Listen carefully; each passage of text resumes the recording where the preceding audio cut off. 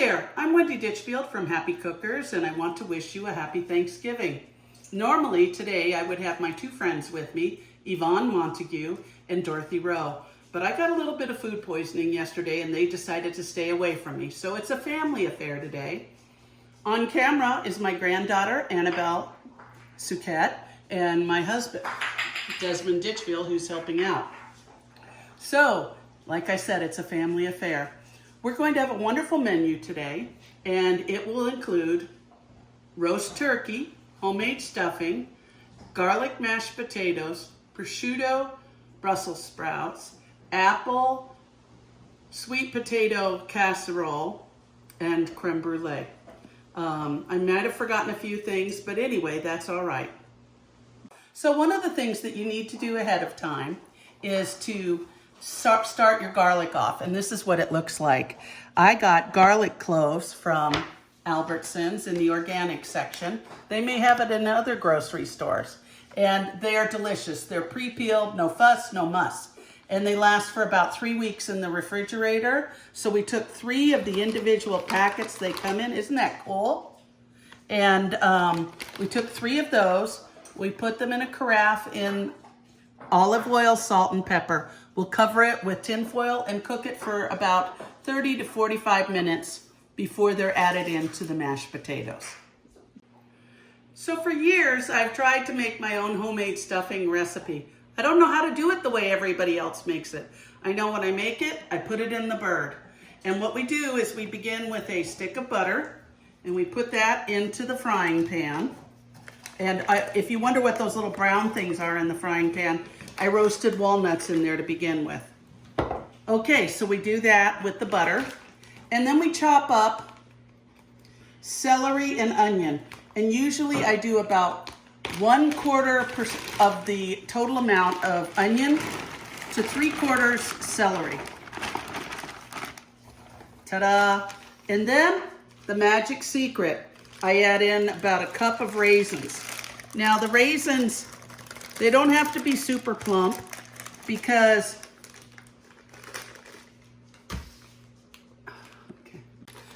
when I put the raisins in, it adds a little bit of sweetness to the overall stuffing flavor. And so I go ahead and saute the raisins in with the, that's hot. Anyway, I saute it in with the celery and onions so that they plump up and they add just a little bit of sweetness to the whole effort. And I will go ahead and cover this with a lid and let it cook for a few minutes, and then I'll talk about the rest. Okay, so we're trying it again. We've had about 6 takes because some flies traveled in on the flowers, and we had to eradicate them. They're not part of the dinner. So what I normally do is I normally take a loaf of bread and I cube it and I put it in the oven and toast it lightly with salt and pepper on it. Almost like a crouton, but not like a crouton. So this time, in order to save time and expenditure of energy, I went ahead and got pre-cut dried bread at the grocery store. This is white bread that's been pre-cut. Everything's already done for me. Awesome. I got it at Albertsons, but you could go anywhere in town and get them. Okay, so let's check and see how the celery, onions, and raisins are doing. They're almost ready to be added into the breadcrumbs. And I forgot the other ingredient. We forgot to add the walnuts. Okay, this is looking quite good. About 2 or 3 more minutes and it's ready to go. As I said, I just don't put them in raw. I put them in just so that they're softened up a little bit. One of the other things that I found good was that I like to add a little bit of earthiness to my stuffing. So I either toast them in the oven or you can brown them on top of the stove like I did. And then I add them in just as a little bit different kind of texture to the bird. Looks good. Okay, so let's do the final check on these onions and celery. And oh my gosh, it's looking really good. And see how the steam has caused the raisins to separate a bit? so they're not all stuck together. So what I'm going to do is I'm going to take this, hold on. I'm going to take it over, dump it on top of the breading, and I don't have exact measurements on this. Oh shoot. Okay, stop it. So what we're doing is we are tossing in the moist celery and onions along with all the walnuts. I don't do exact measurements because, frankly, I just kind of pace it, but you actually have more bread than you have vegetable. And Yvonne Montague told me that her father, who used to cook in a restaurant, would put all the ingredients in dry or uncooked into the turkey, and that while the turkey was cooking, it cooked the stuffing. But this is the way I do it, and I'm sure both methods would work perfectly. Okay, so we're trying to avoid the rain, and it's still sprinkling out here, but I wanted to pick some fresh herbs to be able to use it in my turkey. And right now we're picking thyme, and this is a lemon thyme if I recall correctly, and the dog is trying to help. That's Stormy. Okay, and so we're going to step over here. Okay, switch it off. So the next herb that we're picking is sage. Oh my God, it smells so good. And we're going to have a special way to do the turkey with it. Okay, so now we're going to talk about prepping a turkey. And one of the things to remember whenever you're working with poultry is to make sure that you are constantly washing your hands. More than COVID, because turkey and chicken and other poultry, they tend to carry a lot of bacteria that until cooked can transfer from your hands to other places. Okay? So I got a Butterball turkey. I like these, but one of the things that you need to really be careful about when you're holding a turkey is the handle. And this is because Butterball had an accident with one of my friends back in the 1970s. She pulled the turkey out of the freezer with her hand and then started to walk over to the counter. The wrapping broke. It then fell and broke both of her feet. Needless to say, Butterball paid for her feet. But you want to avoid anything like that. So when you're handling a turkey, always handle it from underneath. Okay? Now, the great thing about Butterball and most turkey processors, oh, by the way, those are herbs that are coming off. I wanted to mention that they always put the cooking temperature on the bag that surrounds the turkey. Now, I defrosted this for about 14 hours in the sink and then put it in the refrigerator. Turkeys are notorious for being frozen in the middle, and you want to avoid anything with that. The bag with scissors, I even wash off my scissors so that no cross-contamination takes place. I never take the wrapping off the turkey anywhere than in the sink, because as you can see, blood and everything else comes from it.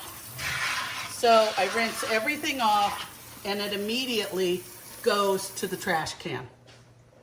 That's good. Okay, so my friends Yvonne and Dorothy and I were all joking about cooking chicken, and Dorothy's around 90 years old, and she was talking about the first time she cooked the chicken, she didn't know about the neck. Now see, these have been defrosting for 2 days. That's ice from the middle of the turkey. So that goes to show you, really allow enough time for that to defrost. And then she mentioned that she didn't know about this paper bag inside the piece of the poultry that she was using. And now they have it in plastic, but those are the giblets, and I saved those for the gravy. So I go in and I rinse everything in this bird out. Just, to get any remnants of whatever's left in the factory out of it. That's good. So I mentioned that I saved the giblets for gravy, and this is one of the things that you do pretty much all day. I pour the giblets and the neck into a saucepan. I make sure I have plenty of room for liquid in there. I add in 1 container of chicken broth to it, just to enhance the flavor. And then I fill it up with a little bit more water so that it simmers all day, maybe with a little bit of pepper or a little salt. I'm taking the giblets and I try to put it on a back burner on the stove, and I'll put it on low and let it simmer all day. As the level of liquid starts to decrease, I always make sure that I've got almost a full pot, because I want enough of that concentrated flavor to enhance the gravy. Okay, so you may be saying, God, she's using so much salt. And I am, but this is Thanksgiving. And what I'm doing is I'm not doing a lot. See, just a little sprinkle of salt all over the inside and outside of the turkey. And the reason I do that is it just lends a little more flavor. Get it inside the armpit. You don't want any body odor or anything. Just kidding. You know, in that turkey or anything. All right? Looks good. Okay, so one of the things that I like to do is I like to stuff under the skin of the turkey. You might want to come around where I am. And there's this thin layer that keeps the skin attached to the meat. So you want to kind of go in without breaking the skin and cutting the skin away from the actual meat of the bird, okay? Okay, so I've trimmed it way back in there, and you can see that, right? Okay, so I'm gonna stuff some fresh herbs inside the turkey and take it all the way down to the side. Some of it will separate by your hands, and then I'm gonna take a little bit of the sage leaves that I've trimmed, put those in there too. I just noticed the sage leaves act a little bit like Velcro. So, you know, be kind to it all. Put a little on top, a couple of the sage leaves on top. And then I take a couple things of butter. Like I said, this is not your ordinary meal. The salt and the butter, oh my goodness. You know, the doctor, when I got the upset tummy, oh, sorry. There you go. And I was worried I had COVID, so I got tested, and they said, no, I did not have COVID. So don't worry out there, everybody. But they said I had to eat the brat diet, which means bread. So I won't be able to eat this at least for another day. And that saddens me so much. But you want to make sure that you tuck the bird back in and that the skin acts as that protector for the muscle, okay? Good. Now, Annabelle and I were talking when we were putting the turkey into the sink and salting it, how sad we felt for the turkey, but how grateful I am for being able to have a turkey, and that we will use just about every part of this turkey to dedicate it to other things, because I've never felt it was fair just to have a bird and then not eat all of it. So the neck and giblets are in the gravy, the turkey meat is here, I'm sure the feathers are being used in a pillow, and that we use all of it and that we thank it. But more so, I want you to look at these figurines here. And these figurines mean a lot to me and Desmond, because without the help of the Indians, who were the first residents here, we would never have a Thanksgiving. We would never have anything to be thankful for. Because at one point, the Pilgrims were down to 1 kernel of corn a day. And in 1621, this is why it touches me deeply, but in 1621, they celebrated for a week of feasting, because they had a bounty that would not only get them through the winter, it would get them through the spring. And they knew they had a future in North America. Happy Thanksgiving. Last time, I go ahead and I make sure that I have thoroughly mixed the celery, the bread, the onions, a little bit of salt and pepper, and raisins and walnuts together, so that every bite, as you take it out once it's cooked, has a little bit of everything in it. So what I'm doing is I'm going ahead and stuffing the bird. Now this is a young bird, So I cut away a little bit at the rib cavity so that I could put more stuffing in there. Go. So once I have the bird stuffed, I stick the 2 legs inside this part here, and then I try to cover the stuffing area up a little bit. Just so that, since it's completely exposed, as I baste the turkey, I don't end up just pouring liquid in there. So in order to make sure that my turkey is so tender and unbelievable, I take the remaining butter that I had from stuffing the top part here. I only used about half a stick of butter up there, and then I use half a stick in the broth area. And of course I'll get drippings from the turkey itself. And I use bone broth, which again has more flavor than regular chicken broth, or turkey if you can find it. And I put it underneath. So the last thing that really ensures an amazing turkey is to seal it. Many people put their turkey in roasting bags, which works well, but then you never get the opportunity to really check it and make sure that it's basted and brown it and all of those things. So what I do is I thoroughly seal with the tin foil, crimping around the edges to make sure it's there. I use a lot of tin foil. I've used 4 sheets of the extra large tin foil that you get either at Smart & Final or Costco. And it's very large, it's very heavy duty, so you don't end up having any breakage on it. And the seal has to go completely around in the oven. One day, I was over at the local car dealership, and this girl was kind of panicking because she had to cook a turkey. She was a newlywed for her family and everybody, and she didn't know how to do it. So I said, honey, calm down, I'll tell you how to do it.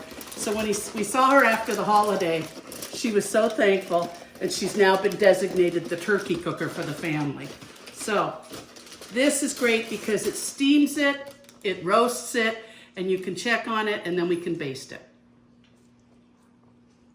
So, strongman, honey, mwah, I love you so much. Big muscles. Thrown like 6 or 7 bulls. Yes, 6 or 7 bull man is going to put this heavy bird. No, I want it. Yeah, there you go. I want him to put it in my 325-degree oven, which is waiting for the bird. Now, according to Butterball, we are going to, hold on, center it in the oven. We're going to cook it for 3 to 3.5 hours. We got a smaller turkey because we're having fewer people over for Thanksgiving. And what we're going to do is freeze it and put a lot away. And actually, the day after, we're going to make turkey chili over mashed potatoes, which is a famous Henderson, my grandparents' recipe.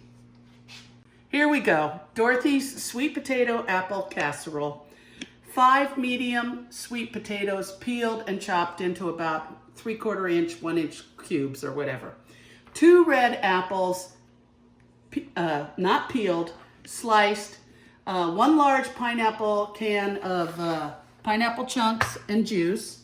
We've got 1 cup of dried cranberries, 1 small can of mandarin oranges, but we figured that was equal to 2 small plastic things.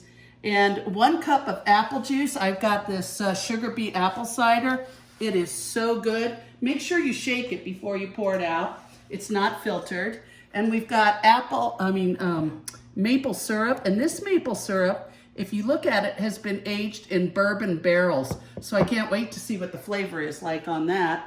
And you've got cinnamon sugar, and it all goes into a pan and bakes. So here we go. We're going to put the apples in there. That's 3 medium-sized apples. We used Honeycrisp because the flavor is so good. And 1 can of mandarin oranges, including the juice. Oh my God, this is looking like ambrosia practically. 1 can of pineapple. Take that little happy girl. 1 cup of apple juice or orange juice. I like apple cider. It's got a little bit of a cinnamon flavor to it. And then you mix it up. preferably with a spoon. So here we go, we're mixing it all up. All right, and then for the maple syrup, it says 4 tablespoons. I love maple syrup. So you know what? I do more than just 4 tablespoons. I'll do pretty close to half a cup. Hi, back again, and here we go with Dorothy Rowe's recipe. It is called sweet potato apple casserole, and she says it serves at least 8. I think the way we're making it, it might serve a few more, and it sounds delicious. So now we're going to look at Desmond's mashed potatoes. And what he does is he goes ahead and leaves most of the peel on. He washes the potatoes thoroughly. And in his family, he says, from the Irish tradition, if it's something that comes out of the ground, you start your potatoes with cold water and bring them to a boil and cook or simmer until tender. So that's what we're going to do, adding a little salt and pepper to the water. And when it's done, he creates magic. Hi, I'm Desmond Ditchfield. I'm Wendy's husband, and so I get to eat all her good cooking. But my family is Irish. My ancestry is Irish, which is why I have a green pot full of what I call Irish soul food, which is potatoes. I used to think all the potatoes in the world came from Ireland. I didn't find out differently until I was about 16. Anyway, so what I've done is I've boiled a combination of yellow and red small potatoes, and I've put them in this big pot here because I need to add some other goodies to make it perfect. Now, I always use one of these old-fashioned mashers. You could use a mixer if you wanted to, if you've got a good one, I suppose. And then what I do is I take garlic that I've roasted, and I just put that garlic in there, make sure I get all the good juices from it and everything. I put some salt and pepper on it and olive oil. And then I mix that up together with the stuff too. And I used to say in Halloween that people of vampirish persuasion shouldn't eat this stuff because it could cause medical problems, but I don't know that anybody ever had one. Then to make it a little bit easier to mash, I add some milk. And for extra flavor, well, let me get the milk in there first. For extra flavor, I add chicken bone broth, which you can get almost anywhere. And I pour some of that in there as well. So this is not a vegetarian dish. Anyway, then the one more ingredient, just to kind of thicken it after I've thinned it now, is cream cheese. Take a block of cream cheese, stick it in there, and hopefully it'll melt up a bit and get soft. And there's really not much more to it. When I brought it to the potlucks, I'd always bring a big bar of butter just in case people decided they wanted to add a little more to it. But the neat thing about this is it's really nice and hearty. It's not runny, and it's has a lot of different flavors that you would not expect from mashed potatoes. You can add gravy if you want to, but I never do. I just love it the way it is, but that's the Irish in me. And we love it too. Thank you. When I was planning this Thanksgiving dinner and Yvonne and Dorothy and I sat down, Dorothy said to me, "Wendy, are you going to have a green vegetable?" And I said, "But of course. My brother-in-law, John Raymond, makes the most delicious prosciutto and Brussels sprout side dish. It is wonderful. It is a dish he never thought he would make because he was invited to a potluck, and they sent him the recipe they expected him to make. He found out it was so good, he's made it for every holiday dinner just about since. So here's John Raymond's prosciutto Brussels sprouts. And so what I did was I blanched 2 pounds of Brussels sprouts. And so when I say I blanched it, that means I cooked it or boiled it for about 2 to 3 minutes. It still maintains that gorgeous green color. I'm adding in here 3 thick leeks. This is what the leeks look like before. You cut off the green stem and all you use are the whites. But you also soak it in a bowl of water or something just to make sure that the leeks don't have any extra parts like dirt, okay? And then you've got, I think it's 6 ounces of thinly sliced prosciutto. And what I did was I chopped it up into small chunks. add it in there. And the recipe calls for 8 ounces of butter. That is a lot of butter, and you can make it that way, but I feel like after this Thanksgiving dinner, I'm gonna go into cardiac arrest.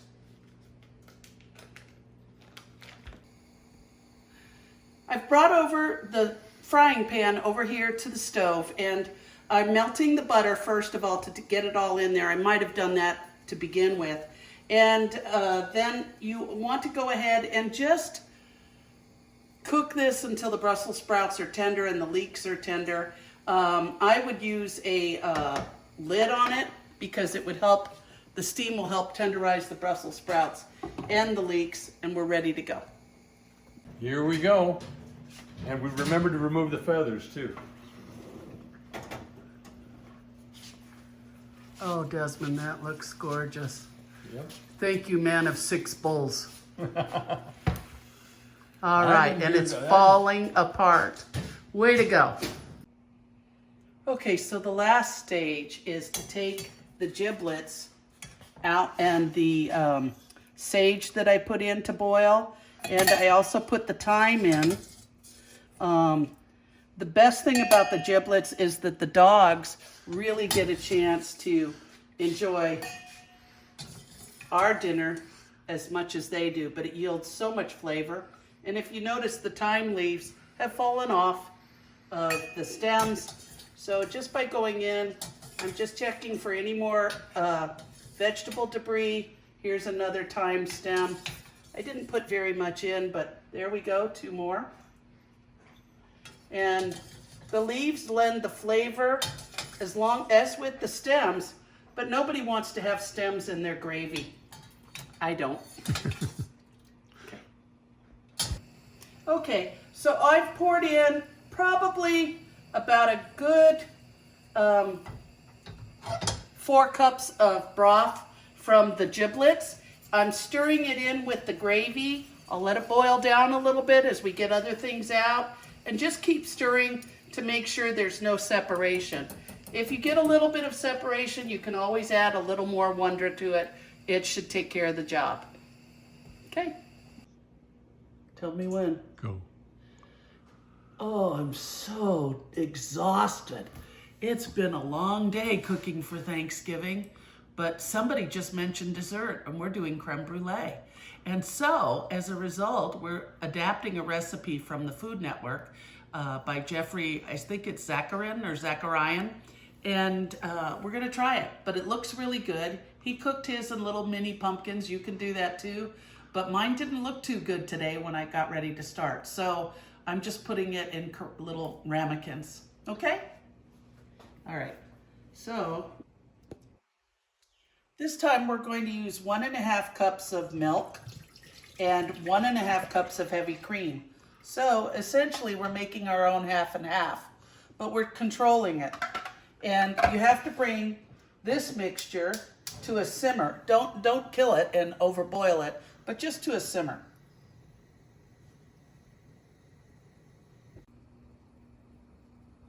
So what I'm doing is I'm adding half a can of the pumpkin mix, pumpkin puree. The one thing you've got to make sure is you don't put the pumpkin pie mix in, because that already has other spices added into it. And then it also calls for a tablespoon of pumpkin pie spice.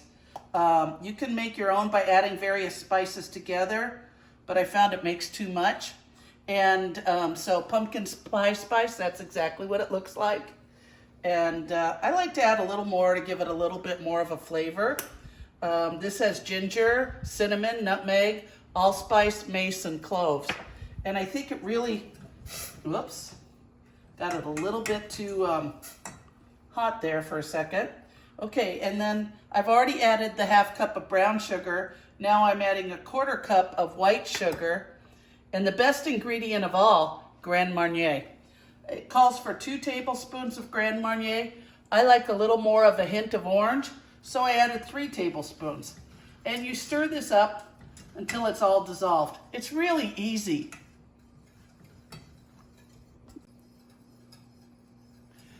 So I gently stir it until it looks pretty well melded. Desmond, why don't you come on over here? And you can see all the mixture blended in. It's not one big chunk of anything.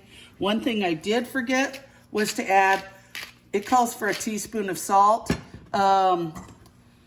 That's important because it brings out the flavor of all the spices that are in there. And I was watching, that's good, right there. I was watching the Food Network channel, the children's competition, and this little girl said, "Oh, I forgot to put the salt in." And it was a baking competition. So when the judges were talking, they said, "You know, this tastes a little funny. It's missing something. Did you remember the salt?" So today I just remembered the salt. All right, so the last phase of the creme brulee part is to strain it. And you might think, well, gosh, why do we have to strain it? Well, interestingly enough, when I was looking at the stuff that came out of the strainer, those little white stringy parts of your egg, and sometimes there's just maybe a piece of spice that's kind of large, whatever, but it really does help to strain it. I was quite surprised. See how much debris is in there? So this allows your cream to become nice and smooth and creamy like a creme brulee. That is so weird. You wouldn't expect that all to be in there. And discard it. All right. Now that I've strained it, you can see how beautifully smooth this mixture is, and any pieces of spices are so tiny, they'll just melt in your mouth. I'm going to go ahead and add this to ramekins. Now, you may wonder why I have big ones and little ones. Well, I ran out of them, and I thought if I have some people over and they're a couple, or maybe even if there's like a little small potluck, they can scoop it out of the larger ramekins and share it. It's kind of fun to crack that brown sugar. So here we go. And then we're gonna put this in a water bath in the oven at 325 degrees for about 50 minutes. And it comes out and you chill it for about an hour or two. This can easily be done the day before or even 2 days before a big meal.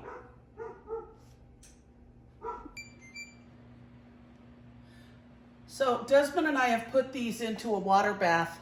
We accidentally heated up the oven first, and I forgot that the water was in there. But you really want to keep the water bath out of the oven, put the ramekins into the water bath, then put it in the preheated oven. It makes it a lot easier, and it makes it a lot safer because you won't burn your fingertips as you submerge it. You might also want to use a metal pan inside the oven, because when we use this glass pan, it's thicker on the edges, so it kind of makes your ramekins tilt, and you have a little bit of a tilted surface in there. This water bath helps prevent cracking and other things to the pudding while it's in the oven. Very tasty. The really fun part about this dessert is this part.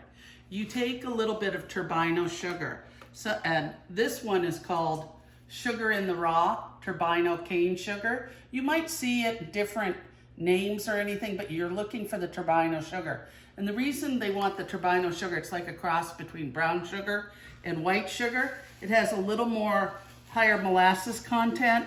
It's not as refined, and you sprinkle it just a little bit over each of your ramekins.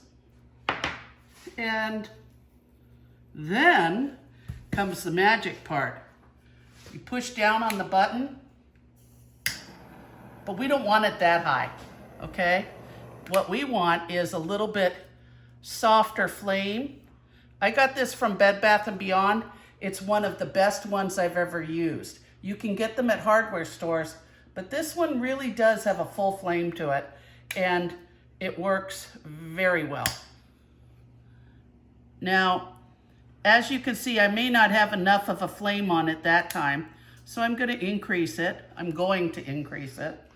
There we go. And you want to bring it around. See how it's starting to melt? And you're getting a little bit of that caramelization going on. Oh, wow. I can't tell you how much fun it is to have a flamethrower in the kitchen. You know, they talk about men being in the hardware store. My favorite store is the kitchenware store. And it is so much fun to have. Now, obviously, if you're doing a lighter colored pudding, this brown sugar will show up and against the lighter color. So you don't want to burn it on top of the pumpkin creme brulee. And there we go. Maybe pull it away a little bit. Stop. Make sure. Make sure. Okay. Make sure. I heard you. Okay. I'm going. Oh, okay. Make sure you do not have long hair in this. Our granddaughter came over and she wanted to try it and she almost caught her hair on fire. And the last one, start from the top up high, work it down low. And just enjoy it, but don't overdo it. You know, go easy. And if you see a couple of raw spots, they will eventually melt into the creme brulee. And that's it. Yum! We actually added a little more sugar to it. And come up close, Desmond. It started to really bubble on it. And you can hear that crack, crack, crack. So you go in, oh, that looks so good. And, oh, wow. Happy Thanksgiving. Wow, there's nothing better than steam coming off of a Thanksgiving plate. From our house, the Ditchfields, from Happy Cookers, we wish all of Sun Lakes a happy Thanksgiving, whether it's just you and your spouse, you and your friends. All of you have a happy, safe, and healthy holiday.